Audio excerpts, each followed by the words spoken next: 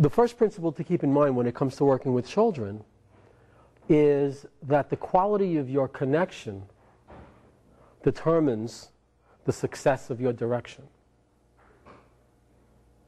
What a child needs most in order to function at their highest level for you or with you is the feeling that there's a deep, sacred, loving connection between you, where the child feels truly understood, truly accepted for who he or she really is. They don't feel like they have to put on a show or an act in order to be loved or approved of. In the absence of that connection, the child can't really behave very well for you. And if you think about it, what parents usually rely on to get a child to behave is intensity of correction. If I want my child to do something and he resists doing it or doesn't listen to me, well, I'll just try harder, doing more or less the same thing, but expressing myself either louder or more firmly, which does the opposite of creating a connection. And the same principle works in every single relationship. If you want to bring out the best in the person that you're with by being harsh or impatient or critical, that's never going to happen. You'll find that in your own relationships, when people are projecting at you an attitude of being harsh with you, impatient with you, critical of you, you feel like rebelling, not cooperating. You become defensive, not cooperative, not supportive. And the same thing happens with a child. So in order to bring a child's behavior in line with reasonable expectations, you never want to direct at the expense of a quality connection with that child.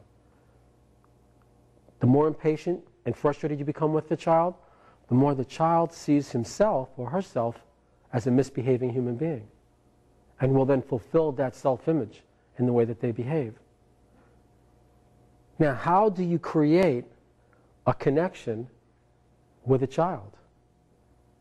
It begins by you being really centered and grounded within your own self. You have to be feeling good at the time that you're with that child, because if you're feeling any sense of stress or strain or nervous intensity, to that degree you're actually disconnected from yourself, and you can't make a quality connection with the child. To be in charge in a relationship or in any situation, you have to be first in charge of yourself. If a child can make you react, that makes the child in charge.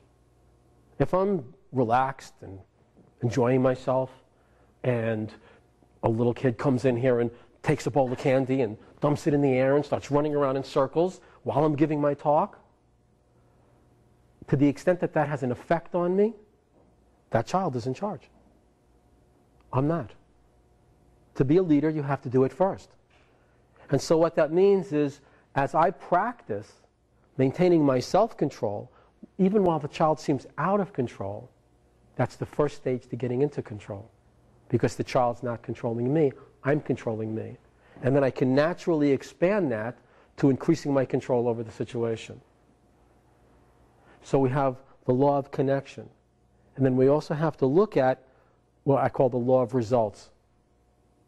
My job is to respond in line with the results that I want.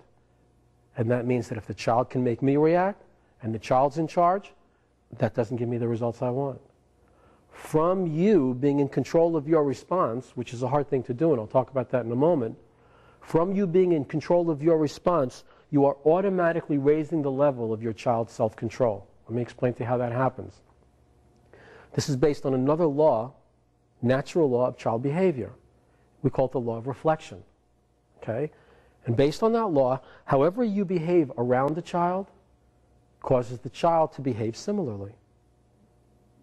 This is particularly true in the first 6 years, but it carries on throughout life. It even occurs with adults.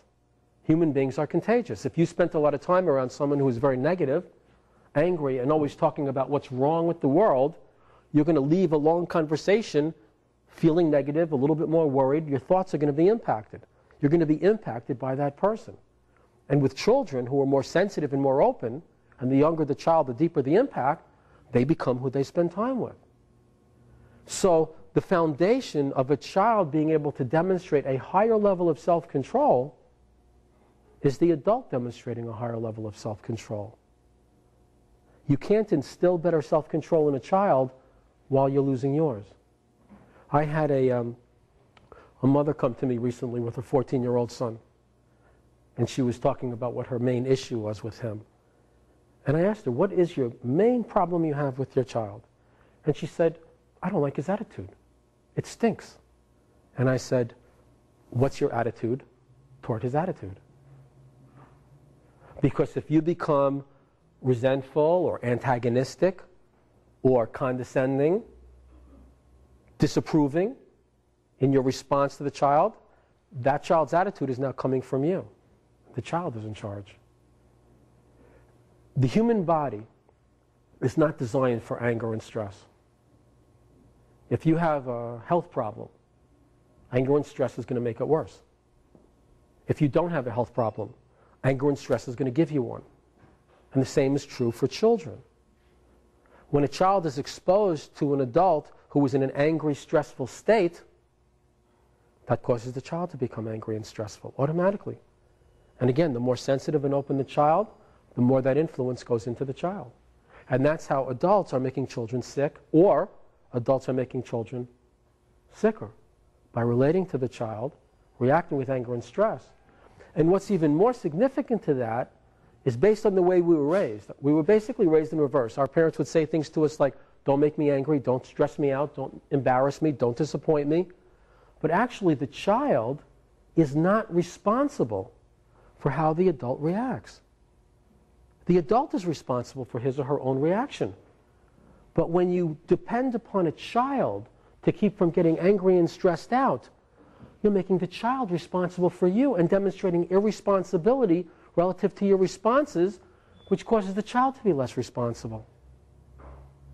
So based on the law of reflection, if I want a child to behave in a calm, centered, confident, and competent manner, I have to demonstrate that consistently.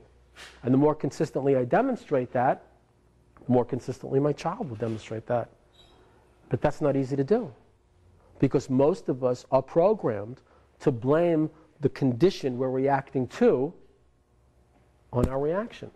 But you see, in life, no matter what it is you're going through, no matter what your circumstances are, if that situation makes you react with anger and stress, the situation is overpowering you.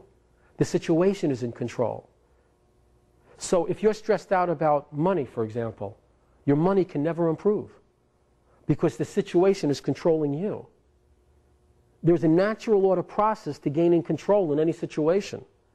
The first step is to not be part of the chaos yourself, and then to function in an orderly, calm, methodical manner to bring about the order, the situation that you want.